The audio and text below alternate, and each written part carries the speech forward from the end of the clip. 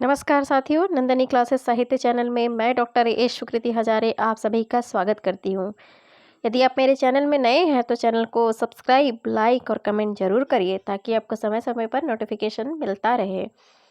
चलिए दोस्तों, आज हम बात कर रहे हैं उपन्यास के बारे में ही। हमने पिछले वीडियो में आंचलिक उपन्यास, ऐतिहासिक उपन्यास, उपन्यासों के बारे में पूरा विस्तृत रूप से जानकारी ली है। आज हम प्रगतिवादी उपन्यासकार के बारे में जानकारी लेंगे, जिसे प्रगतिवादी या मार्क्सवादी विचारधारा के उपन्यासकार और उपन्यासकार के रचना उपन्यास के बारे में पूरा विस्तृत रूप से हम जानकारी लेंगे। तो चलिए आज स्टार्ट करते हैं प्रगतिवादी उपन्यास के बारे में। प्रगतिवादी या समाजवादी उपन्यास मार्क्सवादी विचारधारा को आधार बनाकर ये रचना लिखी गई है, जिसमें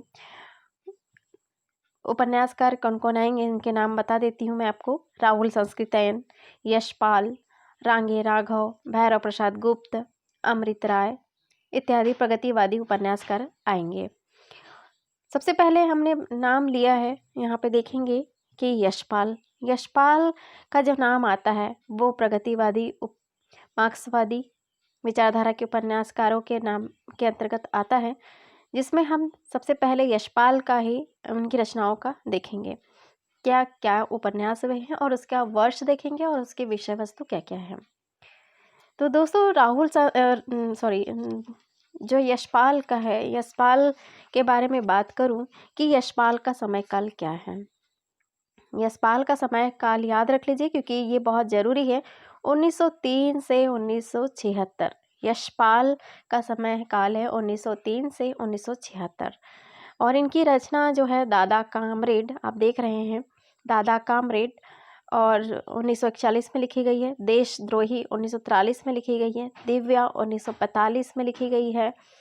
और देखेंगे कि पार्टी कामरेड 1946 में, मनुष्य के रूप 1949 में लिखी गई है। अमिता ऐतिहासिक उपन्यास है। झूठा सच भाग 1, झूठा सच भाग 2, 12 घंटे, अप्सरा का श्राप, क्यों फंसे, तेरी मेरी उसकी बात। इसके बारे में हम पूरी विस्तृत जानकारी लेंगे कि दादा कामरेड जो इनकी रचना है यशपाल की, इसमें आप देखेंगे कि यहाँ पे देखिए 1941 सबसे महत्वपूर्ण है इनका समय काल। पहले याद रख लीजिए दादा कामरेड किसकी रचना है, तो यशपाल की रचना है। और इनका जो समय काल है वो 1941 है, क्योंकि इनका जन्म के बारे में आपने को बताया है कि 1903 से 1976, तो उसकी बाद की रचनाएं हैं। ये याद रखिएगा। 1941 में दादा कामरेड, इनकी सबसे पहली रचना जो है उपन्यास है दादा कामरेड। क्रांतिकारियों की गतिविधियों का यहाँ पे विश्वसनीय चित्रण किया गया है। किसका चित्रण किया गया है, तो क्रांतिकारियों की गतिविधियों का विश्वसनीय चित्रण किया गया है।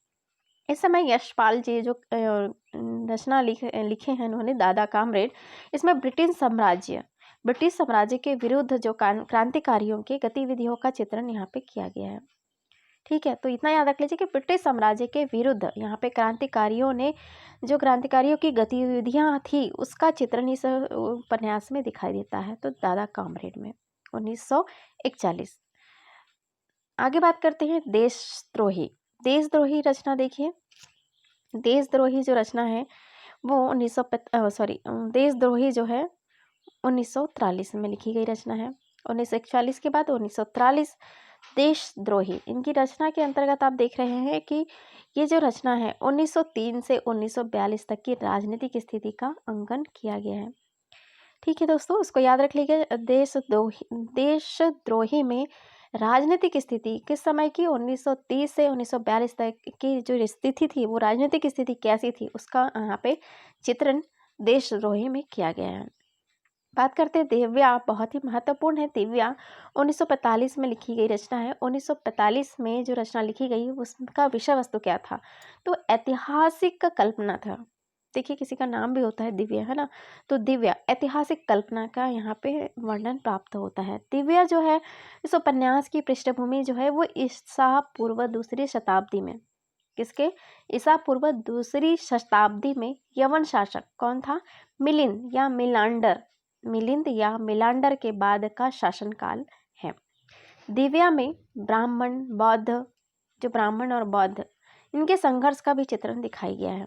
तो प्रश्न अब उठ सकता है, बन सकता है कि दिव्या में किसका संघर्ष दिखाया गया है। तो ब्राह्मण और बौद्ध का संघर्ष यहाँ पे चित्रण किया गया है।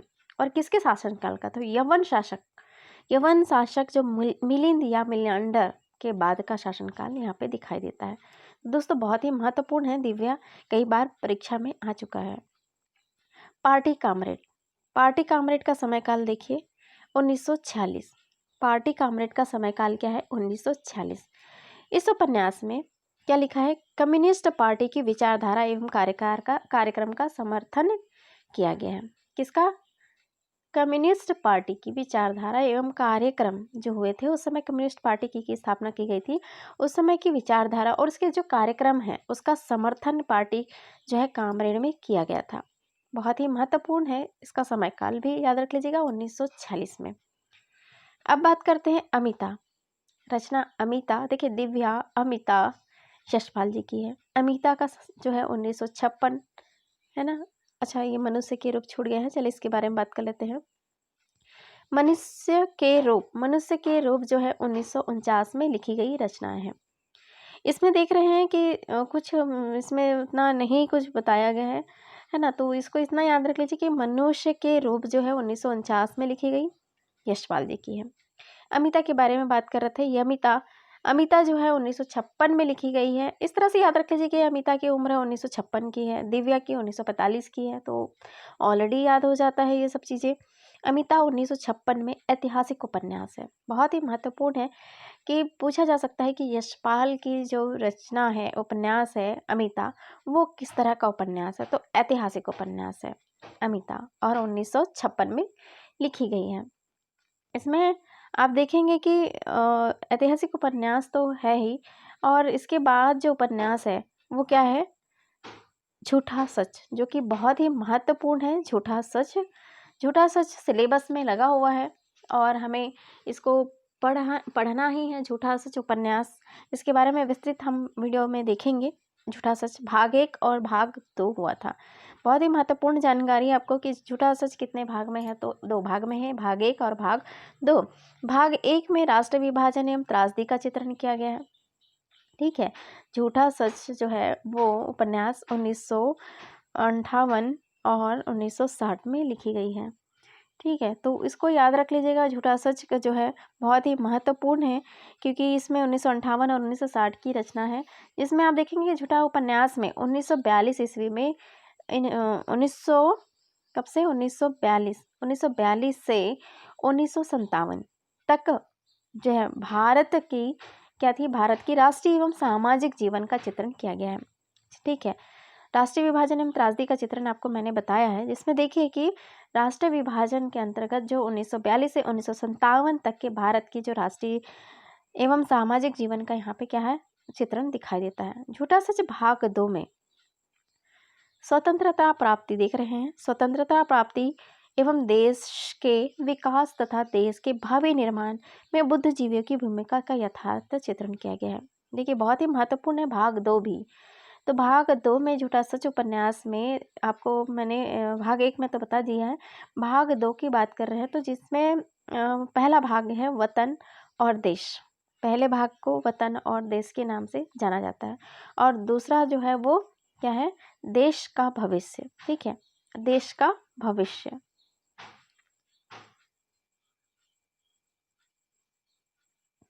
पहला भाग क्या था? वतन और देश 1958 में, और देश का भविष्य दूसरा है।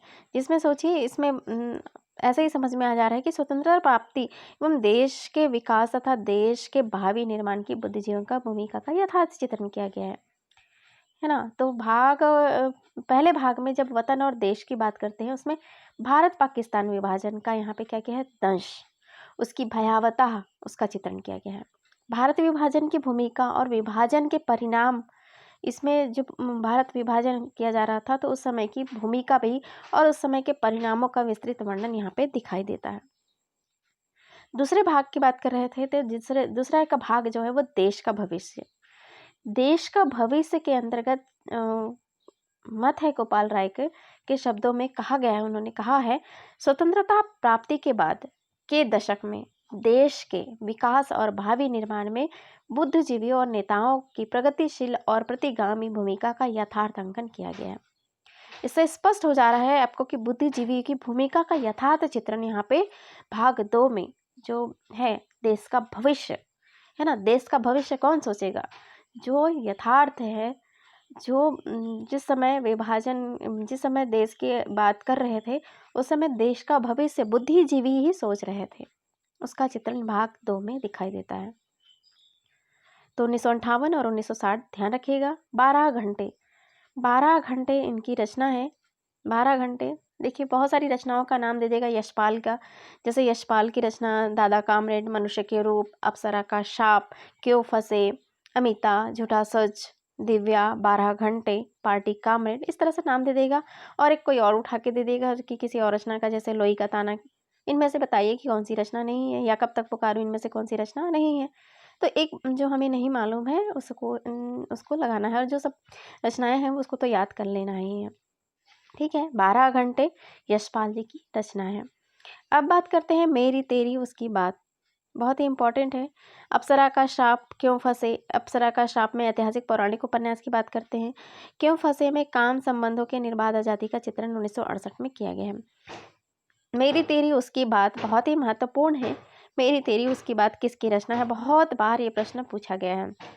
तो मेरी तेरी उसकी बात 1974 में यशपाल जी की रचना है, जिसमें स्वाधीनता आंदोलन एवं उत्तर भारतीय समाज के राजनीतिक संघर्ष का चित्रण दिखाई देता है।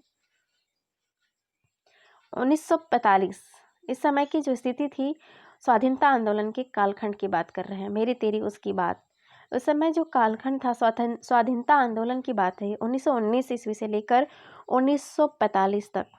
कब तक? 1919 से 1945 तक की राजनीतिक घटनाओं का चित्रण यहाँ पे दिखाई देता है। और इसमें उत्तर भारतीय समाज के स्वाधीनता संघर्ष का चित्रण किया गया है।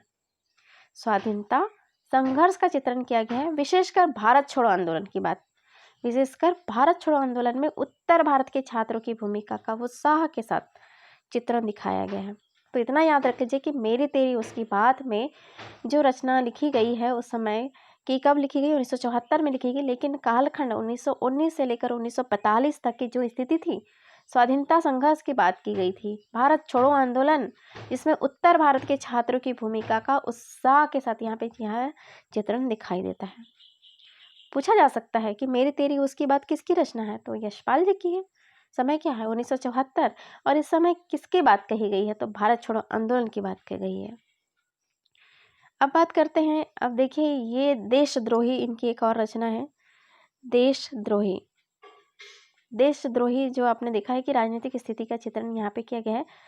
इस उपन्यास की कथा भूमि जो है भारत के सीमावर्ती देशों से होकर सोवियत संघ तक फैली हुई है। देशद्रोही जो है भारत के सीमावर्ती है ना, देशद्रोही भारत के सीमावर्ती देशों से होकर सोवियत संघ तक ये बात जो है वो फैली हुई है।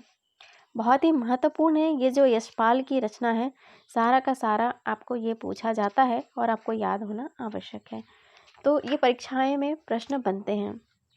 चलिए बात करते हैं अब, मनमथ गुप्त ने उपन्यास भी लिखी है। मनमथ गुप्त के उपन्यासों के बारे में बात करें, इनका रचना देखिए बहता पानी, एक बार आ चुका है ये प्रश्न, बहता पानी किसकी रचना है, तो मनमथ गुप्त की रचना है। चक्की, आस्तीन के सांप, शहीद और शोहदे, षड्यंत्र, रात और दिन, आधी रात के अतिथि, अल जुल्फिकार, ख्याल अच्छा है, तोड़म फोड़म, दिन दहाड़े, शहादत नामा, जो कि इसमें से एक दो ही महत्वपूर्ण है, लेकिन नए प्रश्न पूछे जाते हैं तो इसको याद रख लीजिएगा। बहता पानी किसकी रचना है, इस तरह से आधी रात के अतिथि आते हैं, है ना, अल जुल्फिकार, ख्याल अच्छा है, तोड़म फोड़म, दिन दहाड़े, शायदनामा, आस्तीन के सांप, इस तरह से याद रख सकते हैं तो ये रचना याद हो जाएगी। अब देखिए रामेश्वर शुक्ल अंचल की रचना के बारे में बात करते हैं।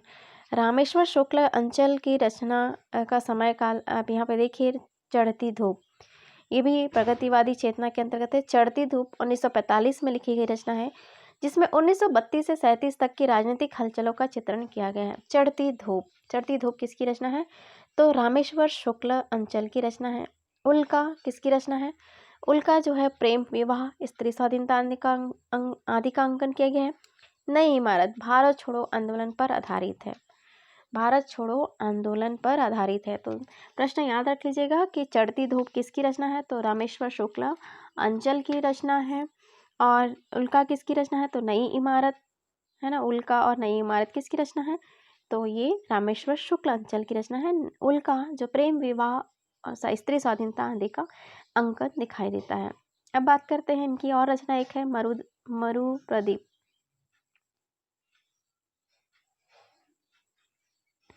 मरु प्रदीप जो है बाल विधवा एवं शांति विमल के प्रेम का चित्रण यहाँ पे दिखाई देता है। बहुत ही महत्वपूर्ण है मरु प्रदीप भी, क्योंकि इसमें कई बार नए प्रश्न बन जाते हैं और हमें याद रख लेना है कि मरु प्रदीप किसकी रचना है। तो इस तरह से अब देखिए भैरव प्रसाद गुप्त प्रगतिवादी उपन्यासकार के अंतर्गत भैरव प्रसाद जो गुप्त है इनकी रचना देखिए। शोले, मशाल, गंगा मैया। गंगा मैया कई बार पूछा गया है, शोले भी पूछा गया है, क्योंकि ये बहुत ही महत्वपूर्ण है दोस्तों। इसमें से प्रश्न बनते हैं शोले और भैरव प्रसाद। अच्छा चलिए भैरव प्रसाद का समय काल आपको बता देती हूँ। ये रह गया है 1918 से 1905। 1918 से 1905 जो है भैरव प्रसाद गुप्त जी की रचना का समय काल है। भैरव प्रसाद के समय काल का है 1918 से 1905। इस समय की जो रचना है शोले। शोले 1946 में बहुत ही महत्वपूर्ण है शोले, क्योंकि इसमें से प्रश्न एक बार बना है कि शोले किसकी रचना है और गंगा मैया किसकी रचना है। तो गंगा मैया भी देख रहे हैं आप 1952 में लिखी गई है। मशाल जो है 1948 में लिखी गई है। मशाल किसकी रचना है, शोले किसकी रचना है और गंगा मैया। इसको याद रख लीजिएगा, क्योंकि इसमें से जंजीरें और नया आदमी। सती मैया का चौरा। सती मैया का चौरा भी एक ये परीक्षा में आ चुका है। सती मैया का चौरा किसकी रचना है? तो भैरव प्रसाद गुप्त की रचना है और समय काल क्या है? 1918 से 1995। तो इसको याद रख लीजिएगा दोस्तों, क्योंकि इसमें से प्रश्न बनते ही हैं। बहुत ही महत्वपूर्ण प्रश्न है भैरव प्रसाद गुप्त की रचना। अब इसमें देखिए भैरव प्रसाद गुप्त के बारे में आपको मैं बता दूं, क्योंकि इनके जो रचना आप देख रहे हैं भैरव प्रसाद जी की शोले। शोले जो है भैरव प्रसाद की है, 1946 में लिखे गए हैं। इसमें किसका है? कानपुर के मजदूर के आंदोलन का चित्रण किया गया है। जो यहाँ पे क्या हुआ था कि कानपुर है, कानपुर में मजदूर आंदोलन चला था, जिसका चित्रण यहाँ पे शोले में दिखाई देता है। शोले मूवी नहीं है दोस्तों, शोले जो है प्रगति क्या है उपन्यासकार है। तो ऐसे ही याद हो जाएगा भैरव प्रसाद गुप्त की रचना है। मशाल। मशाल जो देख रहे हैं इनकी जो रचना है 1948 में लिखी गई। इसमें जो देख रहे हैं कि पूर्वांचल के पृष्ठभूमि में द्वितीय विश्व युद्ध से उत्पन्न आर्थिक संकट एवं राजनीतिक गतिविधियों का चित्रण किया गया है। किस समय की बात है? द्वितीय विश्व युद्ध की राजनीतिक और गतिविधियां, जो राजनीतिक गतिविधियां होती और उसके जो परिणाम स्वरूप जो स्थिति हुई थी, क्या स्थिति हुई थी? आर्थिक संकट का चित्रण दिखाई देता है इस समय। ठीक है, तो मशाल में राजनीतिक स्थिति के कारण जो आर्थिक स्थिति के डावाडोल हो गया था, उसके संकट का चित्रण यहाँ पे दिखाई देता है मशाल। अब बात करते हैं सती मैया। यहाँ पे देखिए गंगा मैया जो है, गंगा मैया में 1952 में भावग्रस्त ग्रामीणों के पारस्परिक वैमनस्य का चित्रण दिखाई देता है। अब बात करते हैं जंजीरों और अच्छा यहाँ पे देखिए जंजीरों और नया आदमी। जंजीरों और नया आदमी का कुछ नहीं है, इसमें सिर्फ समय काल है 1954। इसको याद रख लीजिएगा 1954। बहुत ही महत्वपूर्ण सती मैया का चौरा। सती मैया का चौरा किसकी रचना है? तो भैरव प्रसाद गुप्त की रचना है। इसमें देखिए जो बहुत ही चर्चित उपन्यास हुआ है सती मैया का चौरा। इस उपन्यास में जो है वो जमींदारी व्यवस्था द्वारा जो किसानों पर किए जाने वाले अत्याचार थे और उनके उन अत्याचारों के विरुद्ध जो किसानों का संघर्ष दिखाई देता है ना। तो सती मैया का चौरा जो है किसानों का क्या है? शोषण, वर्ग चेतना और उनके संघर्ष का अंकन दिखाई दिया है। तो इतना बहुत ही महत्वपूर्ण, इसको इस तरह से याद रख लीजिए कि सती मैया का चौरा में किसानों पर किए जाने वाले अत्याचारों का वर्णन दिखाई देता है और उस अत्याचारों के विरुद्ध किसानों में संघर्ष भी हुआ था। ठीक है, अब देखिए धरती है। धरती इनकी रचना है। आशा, कालिंदी, रंभा, नौजवान, काशी बाबू, भाग्यदेवता, अंतिम अध्याय। ये अंतिम अध्याय तो इनके उपेंद्रनाथ अस्क के जीवन पर आधारित है। प्रश्न बन सकता है कि कौन सी रचना भैरव प्रसाद गुप्त की कौन सी रचना जिसमें उपेंद्र नाथ अस्के के जीवन पर आधारित है। बहुत ही महत्वपूर्ण है अंतिम अध्याय। ये दोस्तों, अब बात करते हैं अमृत राय समाजवादी उपन्यासकार। अमृत राय प्रगतिवादी उपन्यासकार एवं समाजवादी उपन्यासकार। अमृत राय का यहाँ पे आप देखेंगे कि ये भी बहुत ही महत्वपूर्ण है। इनका समय काल आपको बता दूं 1921 से 1996। ठीक है, 1921 से 1996। इसको आप देखिए, इनकी रचना क्या है। बीज, नागफनी का देश, हाथी के दांत, जंगल, सुख दुख, भटियाली, धुआं। बहुत ही महत्वपूर्ण है ये सारी रचनाएं इनकी। कौन कौन सी रचना? बीज, नागफनी का देश, हाथी के दांत, जंगल, सुख दुख, भटियाली, धुआं। अब इसके बारे में विस्तृत रूप से हम थोड़ा सा जानकारी ले लेते हैं कि बीज रचना जो है इनका कब का है। जैसे मैंने बताया अभी, इनका क्या है, इनका समय काल है 1921 से 1996। अमृत राय के अंतर्गत जो बीज है, बीज में देखिए शीर्षक क्या है, भारतीय कम्युनिस्ट पार्टी की विचारधारा एवं आम आदमी जीवन संघर्ष का चित्रण दिखाई देता है। अमृत राय के जो उपन्यास है बीज, उसमें क्या है, आज़ादी को झूठा बताते हुए, आज़ादी को क्या किया गया है, झूठा बताते हुए तत्कालीन जो भारतीय कम्युनिस्ट पार्टी है उसका आम आदमी जो होता है उसका हेतु किया जाने वाला संघर्ष चित्रित किया गया है।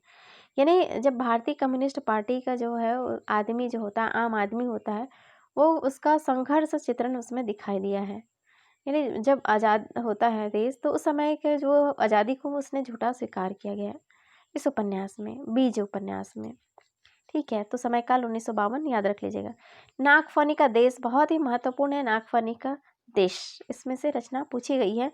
1953 में रचना लिखी गई है। प्रेम और दाम्पत्य की टकराहट का चित्र किया गया है।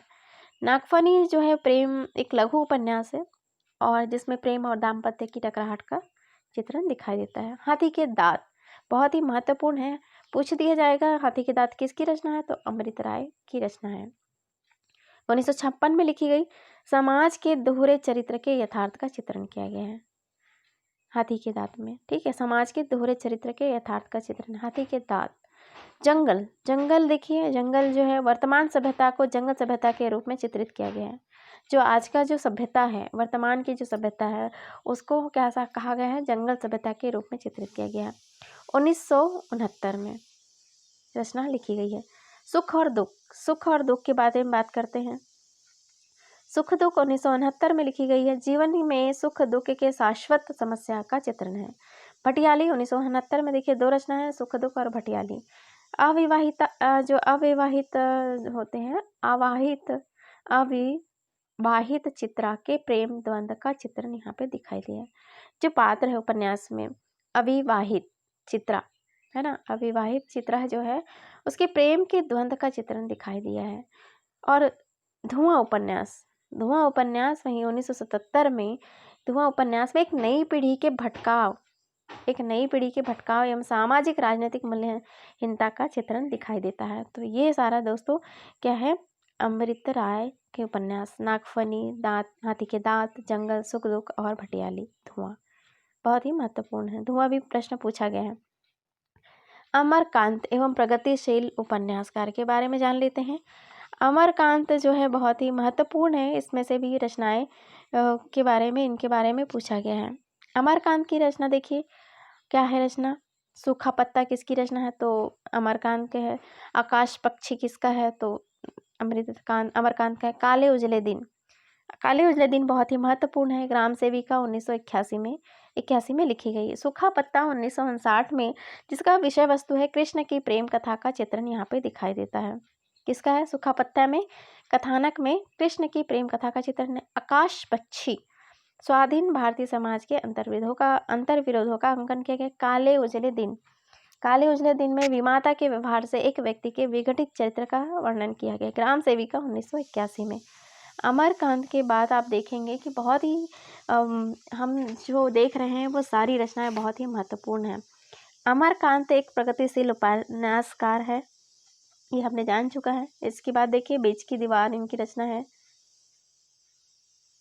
बीच की दीवार 1981 में।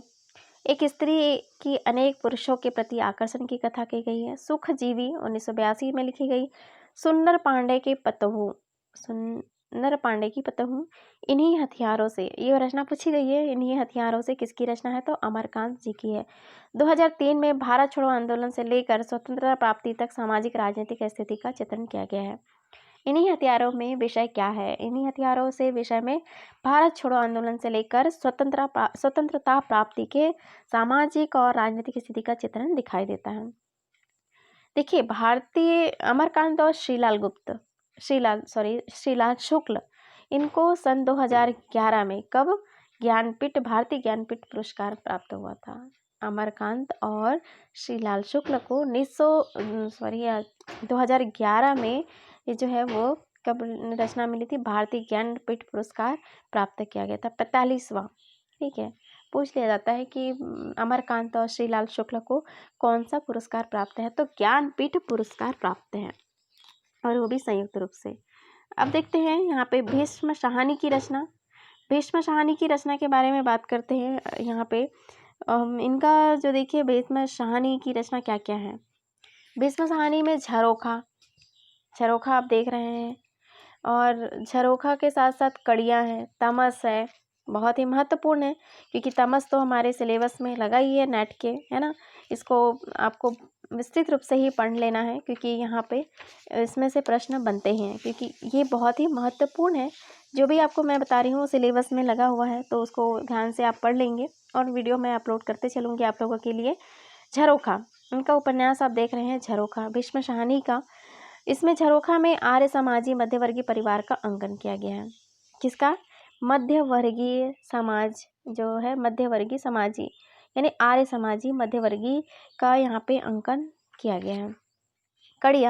कड़िया जो है ये किसकी रचना है पूछा गया है, तो कड़िया भी बहुत बार, कड़िया और झरोखा बहुत बार इनकी रचना पूछी गई है। 1970 में लिखी गई है। दाम्पत्य जीवन की कटुता और स्त्री के असहाय स्थिति का अंकन है। तमस 1973 में लिखी गई है। भारत विभाजन के सांप्रदायिक विभिषा का महाकाव्यात्मक अंकन किया गया है, क्योंकि इसमें से ये प्रश्न कई बार बना है कि तमस के पूरा विस्तृत रूप से हमको पढ़ना है, तो इसमें हर प्रश्न आपको बारीकी से पढ़ने हैं क्योंकि यहाँ से प्रश्न बनते ही हैं। ठीक है दोस्तों, अब बात करते हैं हम वसंती में देखिए दिल्ली महानगर की झुग्गी झोपड़ी वाली गंदी बस्तियों का अंकन किया गया है 1980 में। कब लिखा गया? 1980 में वसंती। मैया दास की माड़ी 1840 से 1920 देखिए पंजाब के राजनीतिक सामाजिक यथार्थ का चित्रण किया गया है। कुंतो 1993 में नारी जीवन की चिरंतर पराधीनता जो जन्य पीड़ा का अंकन किया गया है। नीलिमा नीलूफर, बहुत ही महत्वपूर्ण है ये सारी रचना। कौन कौन सी? झरोखा, कड़िया, तमस, वसंती, मैयादास की माड़ी, कुंतो, नीलूफर और नीलिमा नीलूफर, और इनका समय काल याद रख लीजिए। जैसे पूछा गया कि तमस का समय काल क्या है, तो 1973 है ना। कुंतो की रचना क्या है, कुंतो का समय काल क्या है, तो 1993, कड़िया 1970, झरोखा 1967। इस तरह की इनकी सारी रचनाएं हैं जिसको आपको याद रख लेना आवश्यक है। मार्कंडेय मूलतः कहानीकार के बारे में बात करते हैं। फिर आगे ये जो देख रहे हैं आप, मार्कंडेय मूलतः कहानीकार है, लेकिन ये भी इनकी जो है क्या है, इनकी भी रचनाएं थोड़ी उपन्यास के अंतर्गत मिल जाता है। तो सेमल का फूल बहुत ही महत्वपूर्ण है। सेमल का फूल किसकी रचना है? तो ये मार्कंडेय जी की है। 1959 में ये रचना लिखी गई है। अग्निबीज, ये भी बहुत ही महत्वपूर्ण है। अग्निबीज किसकी रचना? तो गांधीवादी विचारधारा के बिखराव और अग्निबीज के रूप में क्रांतिकारी युवा चेतना का अंकन दिखाई देता है। अब बात करते हैं जगदीश चंद्र महत्वपूर्ण है, इनका प्रगतिवादी उपन्यासकार है। जगदीश चंद्र माथुर की रचना के अंतर्गत आप देखेंगे, जगदीश चंद्र माथुर का जो है उनका समय काल मैं आपको बता देती हूँ। 1930 कब है? 1930 से 1996। ठीक है, 1930 से 1996। और इनकी जो रचना देख रहे हैं, यादों का पहाड़, धरती न अपना, धरती न धन अपना, और आधा पुल, कभी न छोड़े खेत, मुट्ठी भर कांकर, टुंडा लाट, घास गोदाम, नरक कुंड में वास, लाट की वापसी, जमीन तो अपनी थी। ठीक है, तो इसमें से आप देखते हैं यादों का पहाड़। यादों का पहाड़ जो है पंजाब के 1966 में लिखी गई है। धरती न धन अपना बहुत ही महत्वपूर्ण है। इस समय के जो स्वाधीनता और पूर्व पंजाब के ग्रामीण दलित जीवन की कथा कही गई है। किस समय के? स्वाधीनता पूर्व पंजाब के ग्रामीण दलित जीवन की कथा कही गई है। दलितों के जो नारकीय जीवन होते हैं उच्च वर्गीय समाज द्वारा उनके शोषण का चित्रण किया गया है। किसका चित्रण किया गया है? दलितों के नारकीय जीवन एवं उच्च वर्गीय समाज द्वारा उनका जो शोषण किया गया था दलितों का, उसका चित्रण इस धरती धन ना अपना इस रचना में दिखाई देता है, जो कि पंजाब के ग्रामीण दलित के जीवन पर आधारित है। पूछा जा सकता है कि धरती धन ना अपना इसमें किस क्षेत्र की बात की गई है, किस ग्रामीण की बात की गई है? तो पंजाब के ग्रामीण की बात की गई है। अब देखेंगे कि इसमें रचना जो है आधापुल युद्ध की विभीषिका का जीवन का अंकन किया गया है। कभी न छोड़े खेत सामंती जाटों की कहानी कही गई है। मुट्ठी भर कांकर पंजाबी शरणार्थियों के दुख के संघर्ष का कहानी है। टुंडा लाट अस्थायी कमीशन प्राप्ति सैनिक, यहाँ पे इसका वर्णन है। सुनील की एक प्रेम कथा का। घास गोदाम दिल्ली के एक आसपास के किसानों की बर्बादी की कहानी है। ये उतना महत्वपूर्ण नहीं है। मुट्ठी भर कांकर बहुत ही पूछा गया है। मुट्ठी भर कांकर एक बार आया हुआ है। नरक कुंड में वास बहुत ही महत्वपूर्ण है। नरक कुंड में वास धरती न धन अपना उपन्यासकार का क्या है, उस विस्तार से इसमें विस्तार प्राप्त होता है। मुट्ठी भर कांकर की बात कर रहे थे, तो मुट्ठी भर कांकर में विभाजन जो है, विभाजन के पश्चात जो पंजाबी शरणार्थी है उसके सैलाब के फलस्वरूप जो दिल्ली के आसपास जो जाट है ना, जो दिल्ली के आसपास क्या है, जाट किसानों के बेघर होने की त्रासदी का चित्रण दिखाई देता है। तो बहुत ही महत्वपूर्ण है। मुट्ठी भर कांकर किसकी रचना है? तो जगदीश चंद्र की है। और इनकी जो रचना है वो किस तरह की है? तो पंजाबी शरणार्थियों के सुख दुख की कहानी का वर्णन प्राप्त होता है।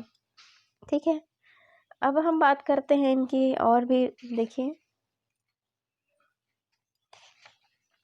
विशंभर नाथ उपाध्याय के बारे में।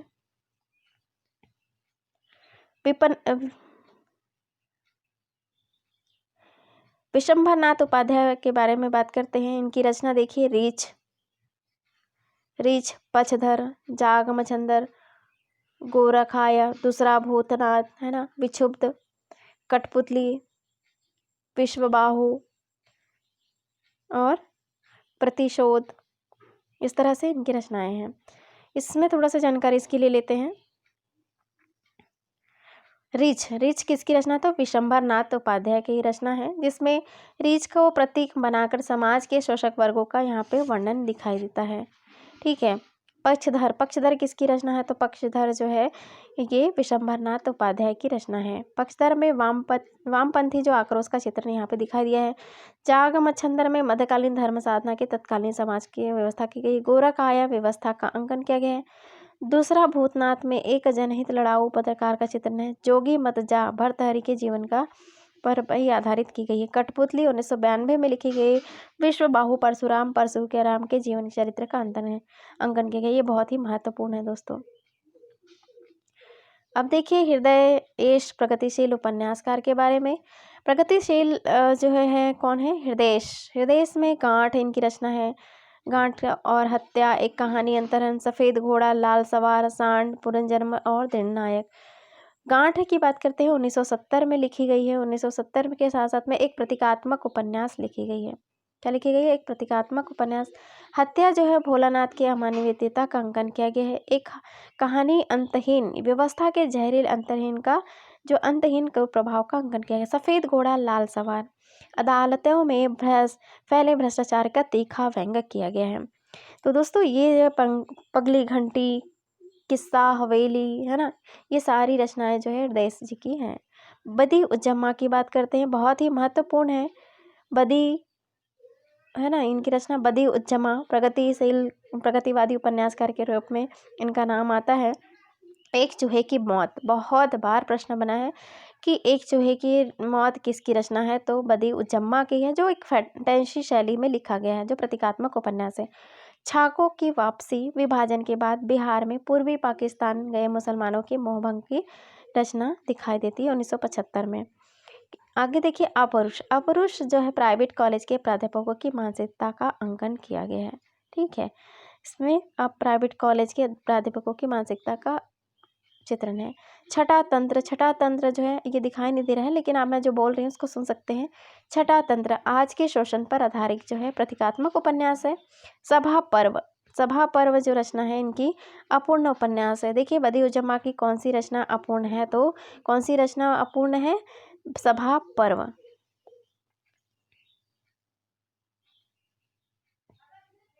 ठीक है, तो सभा पर्व जो है अपूर्ण उपन्यास बदिउज्जमा का उसकी रचना है। एक चूहे की मौत की बात कर रहे थे, जिसमें एक चूहे की जो मौत है वो कथा सारित सागर और काका की मेटाफोसिस नामक कहानी का शिल्प प्रयोग किया गया है। ठीक है, तो ये बहुत ही महत्वपूर्ण है ये, क्योंकि इसमें बदिउज्जमा का एक चूहे की मौत है जो है वो बार बार प्रश्न बनता है इसमें से। तो दोस्तों इसको याद रख लीजिएगा, एक चूहे की मौत जो रचना है वो बदिउज्जमा जी की रचना है। अब देखिए आगे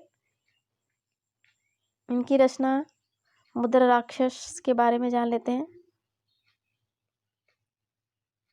मुद्रा राक्षस जो है, अच्छा ये जंगल कहाँ से शुरू होता है, ये आगे है, यहाँ पे देखिए, यहाँ पे होगा मुद्रा राक्षस। मुद्रा राक्षस की जो रचना है ये उनकी क्या क्या रचनाएं हुई है।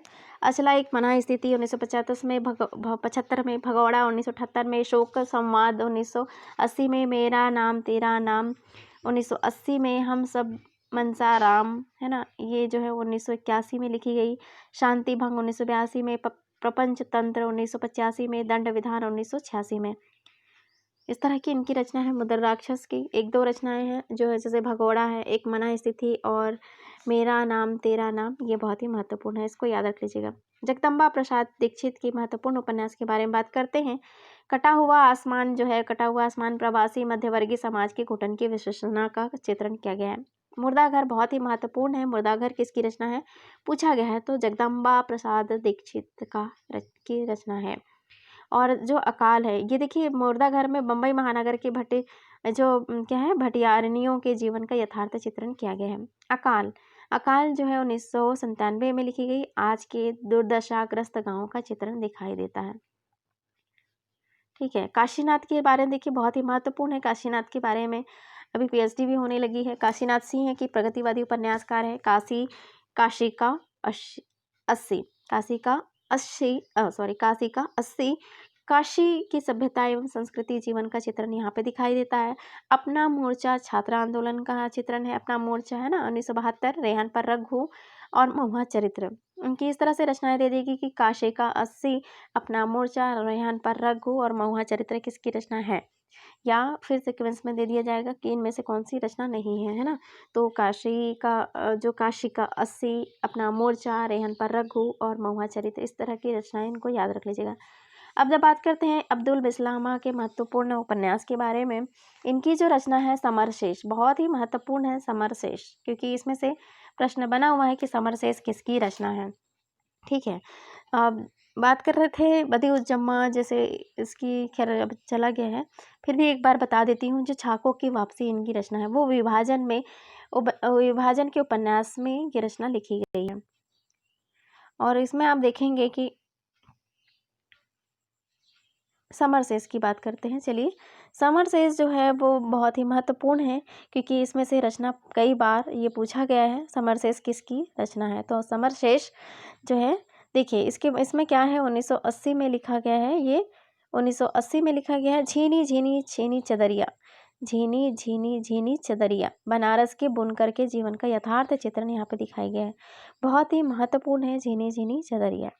ठीक है, आगे देखिए दंतकथा 1990 में लिखी गई। मुखड़ा क्यों देखे 1996 में दलित मुस्लिम परिवार की व्यथा का वर्णन किया गया है। अपवित्र व्याख्यान रावी लिखता है 2008 में। अपवित्र आख्यान की रचना दिखाई देती है। अब बात करते हैं संजीव, एक प्रगति उपन्यासकार के बारे में। इनका भी एक महत्वपूर्ण है रचना कि संजीव एक प्रगतिवादी उपन्यासकार है। इनकी रचना देखिए, किसानगढ़ की अहेरी, अवध की सामंती, अहेरी प्रवृत्ति का चित्रण, सर्कस है, ये सर्कस कर्मियों के जीवन पर आधारित है। सावधान नीचे आगे है। सावधान, नीचे आगे है, झरिया क्षेत्र वाला कोयला खान का दुर्घटना का वर्णन किया गया है। धार 1990 में कोयला के अवैध खनन के और आदिवासियों के शोषण का चित्रण किया गया। पांव तले की धूप, जिसमें पांव तले की धूप बहुत ही महत्वपूर्ण धूप जो झारखंड है जनजातियों के, उनके आंदोलन का चित्रण यहाँ पे दिखाई देता है, क्योंकि ये जो है पांव तले की धूप ये बहुत ही महत्वपूर्ण है, इसमें से प्रश्न बने हैं। अब बात करते हैं संजीव की। जंगल जहाँ शुरू होता है, बहुत ही महत्वपूर्ण है, इसको याद रखिएगा। जंगल जहाँ शुरू होता है 2002 का है, और ये संजीव जी की रचना है ना। किसकी रचना है? संजीव जी की रचना है। सूत्रधार की बात करें, सूत्रधार देखिए, सूत्रधार 2003 में लोक नाटककार भिखारी ठाकुर के जीवन के चरित्र पर आधारित है। आकाश चंपा बहुत ही महत्वपूर्ण है। आकाश चंपा इस समय जो रचना हुई है, ये जो संजीव की बात कर रहे हैं, बदियुज्जमा की बात कर रहे हैं, ये सारी रचनाएं आपको याद रख लेना है दोस्तों। यहाँ पे ये बहुत ही महत्वपूर्ण है, ये सारी रचनाएं जो मैंने आपको बताया है। जगदीश चंद्र अब्दुल बिस्मिल्लाह है ना, और बदियुज्जमा की बात कर रहे थे, अमृत राय की बात कर रहे थे, भैरव प्रसाद की बात कर रहे थे, विशंभर नाथ उपाध्याय है, हृदयेश है, जगदम्बा प्रसाद दीक्षित, बदियुज्जमा, ये सारी जो रचनाएं हैं बहुत ही महत्वपूर्ण है इस उपन्यासकार की रचना। जो मैंने आपको महत्वपूर्ण बताया है उसको तो याद ही कर लीजिए, और बार बार आप इसको पढ़ेंगे या सुनेंगे तो आपको वैसे ही याद हो जाएंगे। तो धन्यवाद दोस्तों मेरे वीडियो को सुनने के लिए। यदि वीडियो उपयोगी लगे तो चैनल को सब्सक्राइब, लाइक और कमेंट जरूर करिए। धन्यवाद, शुक्रिया एंड थैंक यू।